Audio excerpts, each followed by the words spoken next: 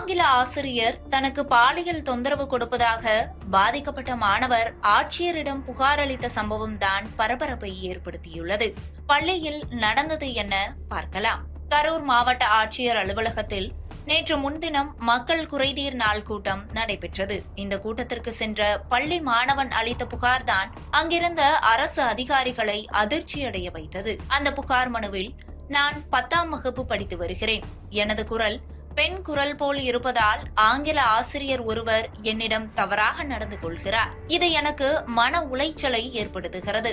என்னால் படிப்பில் கவனம் செலுத்த முடியவில்லை என வேதனை வார்த்தைகளை கொட்டி தீர்த்துள்ளார். அதேபோல தன் மீது புகார் கொடுத்தால் பள்ளியிலிருந்து வெளியேற்றி விடுவேன் என மிரட்டல் விடுப்பதாகவும் அந்த புகார் மனுவில் பாதிக்கப்பட்ட மாணவன் குறிப்பிட்டுள்ளார். இந்த புகார் மனு குறித்து விசாரணை மேற்கொண்டு ஆசிரியர் மீது நடவடிக்கை எடுக்கப்படும் என அதிகாரிகள் தெரிவித்தனர். மாணவர்களுக்கு நல் வழிகாட்ட வேண்டிய ஆசிரியரே இப்படி நடந்து கொண்ட சம்பவம் பொதுமக்கள் மத்தியில் அதிர்ச்சியை ஏற்படுத்தியுள்ளது.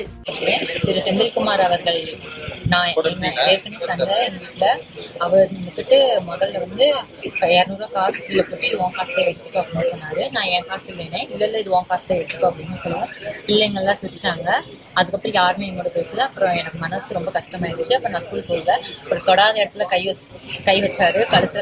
கழுத்துல கை வச்சு கீழே தள்ளி விட்டாரு. இடுப்பை பிடிச்சிக்கினாரு. நான் அதெல்லாம் சார் இதெல்லாம் பண்ணாதீங்க, எங்க அம்மா அப்பா சொல்லுவேன், பேரண்ட்ஸ் சொல்லுவேன் அப்படின்னு சொன்னேன். ஒரு மறுபடியும் கேட்கல. மறுபடியும் இடுப்புல கை வச்சுக்கினாரு. அப்புறம் ஹெச்எம்கிட்ட சொன்னேன். ஹெச்எம் சொல்லி கண்டிச்சு விட்டாங்க. அப்புறம் அம்மாட்ட வந்து சொன்னேன். அம்மா குறைதீர்ப்பு மன்றம் இன்னைக்கு மக்கள் குறைதீர்ப்பு மன்றத்துக்கு வந்து பண்ணியிருக்காங்க. என் வாய்ஸ் கேர்ள்ஸ் ஆட்டுறதுக்கு என் உடம்பு கிள்ளி வைக்கிறாரு, இடுப்பெல்லாம் பிடிச்சி கிள்ளி வைக்கிறாருன்னு நான் ஹெச்எம்கிட்ட இன்ஃபார்ம் பண்ணேன். இன்ஃபார்ம் பண்ணுவோம் அப்படியே வந்து சொன்னாங்க.